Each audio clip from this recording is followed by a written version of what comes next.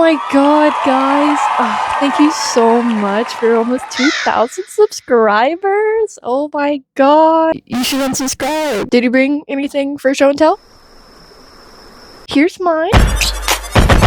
I take great pride in the fact that I've somehow seen no movies, but also every single movie. The movie we're watching today is one that me and my sister vaguely remember watching. We had it on DVD, and I guess that the DVD was messed up because I remember that every time we would put it in, it would always just hit a point to where like it would just crash and just be glitchy, but that wouldn't stop us from watching it over and over and over again. The movie we're watching today is called The Blue Elephant. Now, this movie was originally made in Thailand, so I have no idea how it ended up in my household, so I just gotta know if anyone else has seen this movie as well. Now, this is what the description of the movie says. A young elephant goes on an extraordinary adventure and learns important lessons along the way about friendship, love, and courage. Just giving us absolutely nothing, and we love that. Now, my sister called me boring in my last video, so the slime video stays. I don't care what you say, alright? The slime video is mandatory now, alright? One of the big impressions that I had from this movie was the really bad elephant. It even tracks over to my sister, and we have 6 years of difference. We both just kind of had the impression of, is that the movie with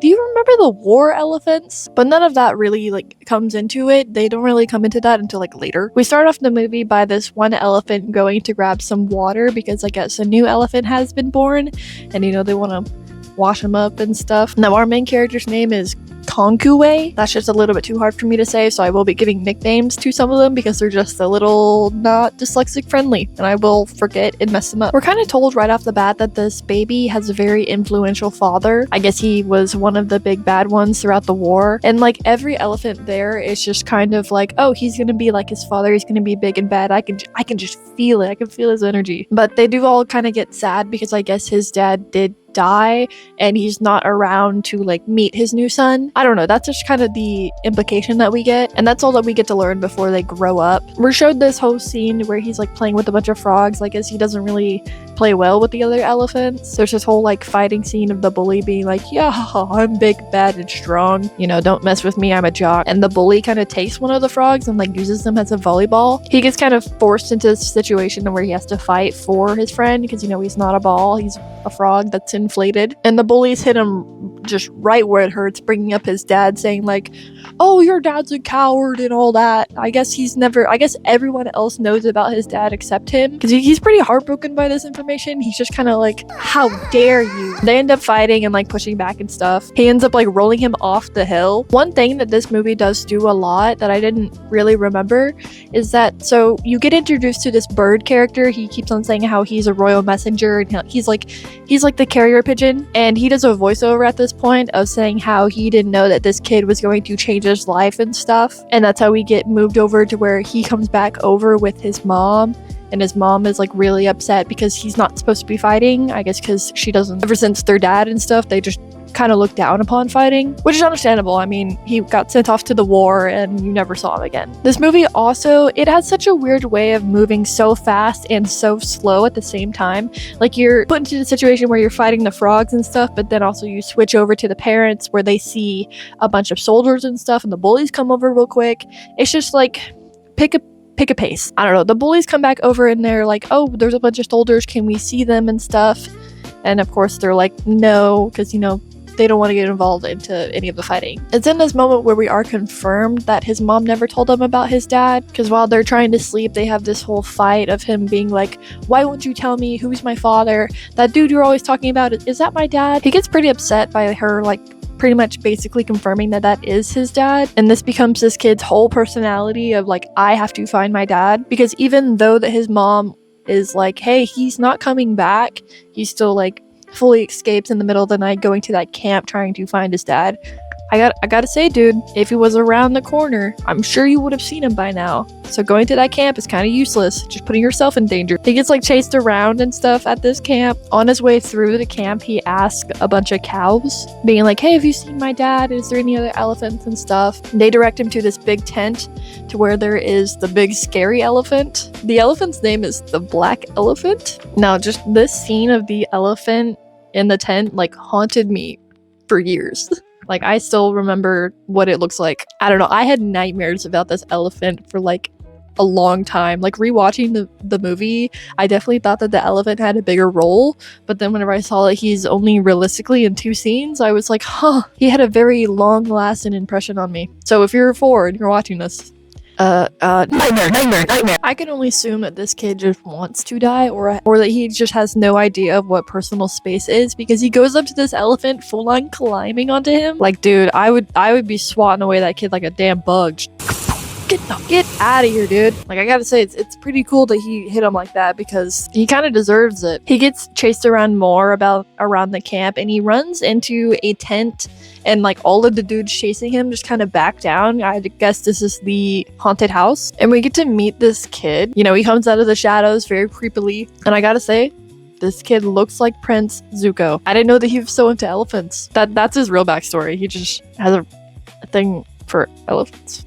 He says a bunch of nice things about the elephant, being like, oh, there's a wise animal, and like, I don't know. He pretty much just throws full caution to the wind, being like, oh, yes, this is a wild animal, but they're wise and all that. And you're my best friend now, dude. Now, this is a moment in the film where it's very, like, it contradicts itself. It's so back and forth that it's crazy. Because all these dudes, they're like, hey, can we have permission to come into your tent to deal with the elephant? And little Prince Zuko is just like, no, you can't. And all the other guys are saying, well, actually, you have no authority because you're our prisoner. Okay, just throw that out there. And he's just like, I may be a prisoner, but I'm still a royal, dude. And they're just like, you're right. Like, is he a prisoner? Is he royal? Like, I feel like even if you are royal and you're a prisoner, you're not going to be getting the PS5 that you wanted for Christmas in your prison cell. I don't know. Maybe they're just role playing and they're all actually just into it and he just kind of slipped up. None of this really matters though, because he ends up getting caught by them whenever he like tries to escape out the back, and they just kind of chase him around. They chase him around like really fast. This animation is crazy. They definitely like took it from like 2-point frames to like 0. They're just like, you know what, just 4 times speed. But honestly, like, I would be running like that too if I saw these dudes running at me. They chase him so good that he like falls off a cliff, you know, classic. And they show that he like passes out in the water. I wish that they would have stuck to this, because they just kind of skip over the fact that like maybe he drowned or anything, and they skip straight over to him like being done with all the water and being like, where am I? I'm completely fine.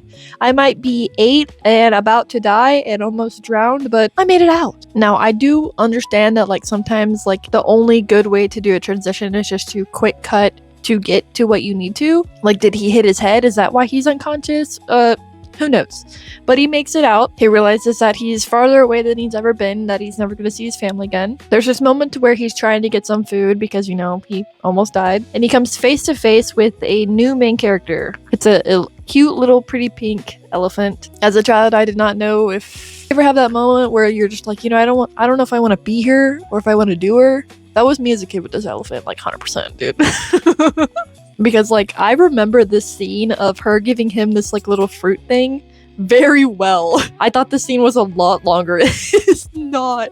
I must have been like rewatching it over and over to be like, oh, look at her. Give me a fruit. Anyways, they have the whole scene of them like finding their way back home, and he's like, oh, I'm gonna introduce you to my mom, and like stuff like that. It's a pretty good like bonding scene, I would say. That should be me. The whole time the bird is doing another voiceover, just continuing the narrative that this kid's only thought process is trying to find his family. Which, like, I get it. You're lost. You're probably 4. Your main thought is, oh, crud, where are my parents? But it is full on his only personality in this movie. He's constantly searching. Since you know now that he's, like, alone with no family and stuff, the girl elephant, the pink one, I'm gonna put their names here because I can't remember. She invites him to come home with her because, you know, he's little baby child, ain't got nowhere else better to be. Whenever they make it back to her house, we learn that her father is a human, and Kankwe is very upset by this because, you know, he hasn't had many good experiences with humans thus far. He also like hurt his leg whenever he fell off the cliff. That's why the humans are like harassing him to like tie him up and stuff, because they want to like take care of his leg.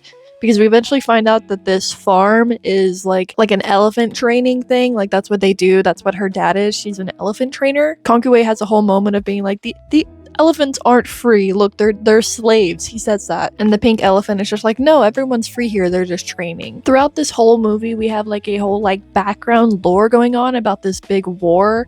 We cut over to where that little prince that we met earlier, he's arriving at the enemy kingdom. And that's really all that we learn from that. Just that he's there just kind of to be there. Like they took him, but he's coming there willingly, but also he's a prisoner. It doesn't really make sense, but just know that he's arrived at the enemy kingdom in the background. It's a little hard to understand like the time passage that goes on here. And whenever you are confused, the little bird will do a voiceover. Like how he's been there tied up for a couple months trying to heal his leg. I guess he like broke it or something, and it takes like a while for him to heal. That doesn't matter because the elephant's dad accidentally leaves the gate open and he gets out of there. At the same time though, a bunch of bandits show up and they're like taking taxes and stuff. I guess they're working for like the enemy kingdom. You never really learn who they're working for, but just know that they want all the food and all the taxes and anything good that they can get out of you. They have a bunch of these like weird creatures. Okay, the tiger's fine. The tiger's name is Snowball, by the way. But they have all these like weird looking dudes. I don't really know. I don't like the way they move. They're just the max bug-eyed that bug-eyed could be. But they end up like chasing him because I guess the little pink elephant was like, no, come back. Come back, sir, please. And she ends up getting caught up by all of those little dudes. And they mess her up pretty good. But this is Konkuwe's like awakening moment of, I want to be a fighter. I'm actually pretty good at it because I was able to protect my girl. There's also this like, he doesn't really matter to the story, but there's this little baby dude that just like really likes the elephants. But I don't like him. And just like, I don't know, the proportions on the humans for this movie are definitely very strange. I don't understand how their heads can be held up. And then he's just like very, like he just crawls on the ground like an exorcist baby. I'm gonna give you like 3 seconds to look at the slime. All right, take a break. Is it Cheetos? It's red.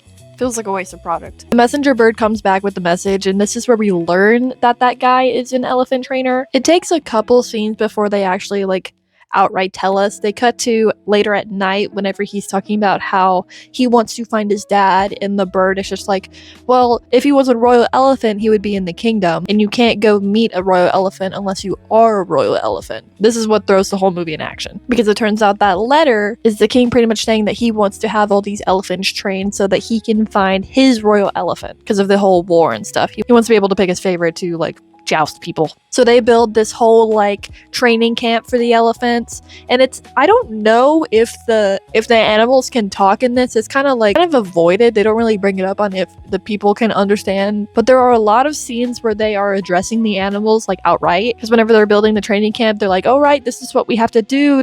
We need big strong elephants. Y'all need to be great, having a full like monologue, but I doubt that they can understand them. I'm tired of sitting down. We've got to take a dance break.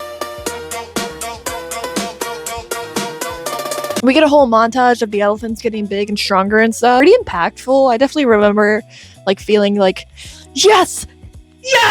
As like a child. I don't know. It's pretty... There are very few parts in this movie that don't make sense, but the parts that do make sense, and they're like trying to give a big story and a very impactful moment, they do a very good job of that, at least in my impression, because I remember those parts of the movie the most. They do a really cool transition of him getting older, and goddamn, it's a good looking elephant. After he gets all big and strong and stuff, they do have a pretty cute moment of the two of them like falling in love, or like just being in love. And they have like a whole moment where they push his flower out and make a wish. I don't know what his wish was. It's been years and years. What could his wish possibly be? To find his family? Man, I wish I could be in that moment and hold his hand and or hold his little tusk and be like, they're dead, dude. They're fucking dead. I just wish that he had a hobby. I mean, like, I guess his hobby is working out, just like every other American jock. I don't know, his morals for wanting to find his family is pretty valid. I just like making fun of it. In the spirit of love, they introduce another bird for the other bird to fall in love with. She brings along this message, I guess, from the Empire, saying that they have won their independence, and they have a whole montage of them pretty much fighting back against the bandits. This moment feels a little confusing because, like, so they got their independence back, and now they're fighting against the other kingdom. Is it for their independence against the other kingdom? Like, you could have been fighting for your independence, but you don't fight for your independence until you already have your independence. Like, they could have been fighting against these bandits the whole time. I'm sure they would have had repercussions, but like, it feels like they waited until they already had what they wanted until they fought back for what they wanted. I don't know. I'm sure it makes sense to someone, but they win against all these bandits and stuff by pretty much almost feeding the bandits to their own tiger. And then they get another letter from the king that like them and the king, they're like pen pals. They are running back and forth. This letter is stating how they need them to come for reinforcements, I guess. That's later time. That's personal time, YouTube, dude. But it's pretty much just them getting invited to the competition thing where they have all the strong elephants. Whenever they get there, they're classified as volunteers, which shows like yet again that they didn't really have to go. They have a whole moment whenever he's leaving where the pink elephant, it's like, I love you, please come back. I know that he's supposed to be portrayed as this like big bad elephant, like super big and strong, but you can clearly see that they only had at least like 3 designs for the elephants, and it shows over the cross field of all the other elephants. Like it came across for me as a kid definitely that he was like huge and like all-knowing and just like super crazy. They did a very good job of like making it seem that he was like that, but like rewatching it, I'm just kind of like, oh, he's pretty average, dude. He's just kind of there. Like there's definitely a lot taller ones more than him. Anyways, they go through all of the competitions of them like pushing the logs and like seeing how long their trunks are and just like general like, I don't know, you guys ever have that one day in gym class where they're just kind of like making you like run back and forth and between the bleachers and like doing all this crazy stuff just to see like how much you can do? That's pretty much what they're doing, but with elephants. He gets up into the top 2 against this other big dude, and they make him push, I think it was like 26 tons that they have to push. It's just a bunch of logs. But in the middle of doing that, he hears his mom calling him because there was a bunch of passing elephants and his mom happened to be in them. I guess they were getting sorted of like the older ones. And they have this whole scene where like his mom is like reaching through the bars being like, Kokue! Kokue! And he notices and like tries to hug her through the bars. It's honestly like really heartbreaking to see. Like definitely in this moment rewatching it, I was like, damn, like I feel bad. And then to make it even worse, she gets like pulled away by her legs being like, oh no, you can't do that. But since he's like the strongest elephant ever, he pulls out the stakes and like full on protects his mom against the humans. And the king was watching this whole competition the entire time. It's in this moment that the king comes down and we learn that king was the little boy that we met earlier. So it has been some time. And just, damn, he grew up well. He reunites with the elephant, just being like, oh, I remember you, old friend. And he makes this big old moving speech about how this elephant alone was acting with his heart and how everyone should be like him and not the country should be like him, only acting with his heart, which is pretty moving. He makes him his royal elephant, saving his mom. I'm sure like in the real world, they probably would have killed those elephants. They have a couple scenes where his mom is just stating how much she wants to go home, which like I understand. She's pretty much been away from home for like years at this point, but Kankue still wants to find his dad because that's pretty much been his entire life mission at this point. They hear talk of this like old elephant that used to be in the same war as his dad, so they go to find him to talk to him to be like, hey, where's my padre? This elephant takes them to like this big old tomb where they confirm their suspicion of his father being dead, and he like shows him his ashes and everything, and this pretty much is like an end-all solution for them. They don't really have anything else to fight for. They found his dad, but they have this pretty moving moment to where they're like, hey, you're a royal elephant now. The king chose you have a duty now, but you should be fighting in this war for us and for your country. It's what your father would have wanted. He also tells them about how his dad didn't just die in the war, he died protecting him against the black elephant. So he pretty much has this decision to avenge his father or just go home. They show us this whole introduction thing that like he's gonna be reintroduced to the king as the royal elephant, and they have this whole moment of will he show up or won't he show up? He does, because he decides that he wants to avenge his father. The old elephant had also given him his father's tusk ring, so it's even more sentimental in the fact that he should fight the black elephant. Now this is the climax of the movie because they all go into this big war battlefield. The weather in this is definitely a paid actor because I would totally be scared with all the storm and stuff that's been going on. It's pretty intense. For how much this scene like impacted my memory of just the movie, I thought it was a lot longer. They all get there and they pretty much realize like immediately that they are outnumbered. It's a very big empire.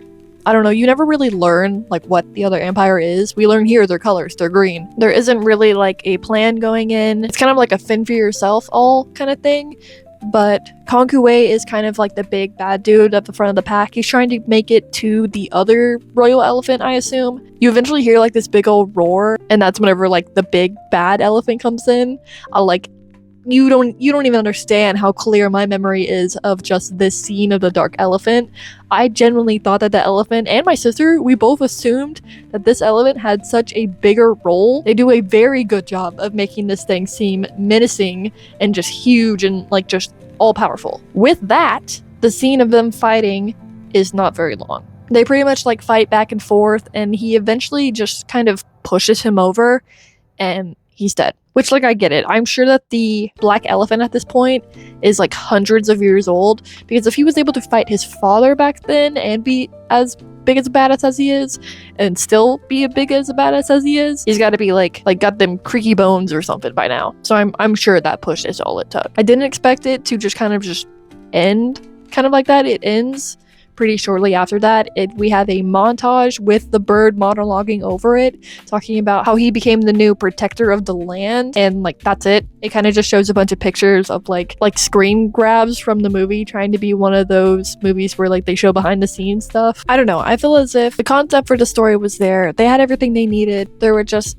certain points that felt rushed, and then just like not properly explaining how much time and not enough character development to really care about the characters. But also at the same time, like that could just be me watching it older and just like criticizing it, because I like to do that. Because like the impression that it had on me as a kid, the main things that struck out: the black elephant, that dude was scary, very scary, and then just how hot everybody is, I guess. I don't know. I didn't get much out of the story. I was too busy gawking. Because I would have loved to seen like the actual culture of like the elephants and stuff, because I know that it comes from Thailand. I don't know, this was like my only impression of like Thailand or any elephants or anything of that culture. So I don't know if that's good or bad. I don't know. At the end of the day, the movie came out 2006. It's pretty good animation for the time. I just wish it would have been written better. I don't know. Do you remember this movie? I'd love to hear what all of y'all think. I cut out a lot of stuff of just like the weird random things that would just happen to try to make this more consumable, but I definitely enjoyed rewatching it just because the amount of nostalgia that this movie has for me. Do you know about this movie? Because it was in my head for so long. It took so long to find this movie without remembering the name. It was crazy. Next time you better bring something for show and tell, because I have a plan. Bye, see you next time.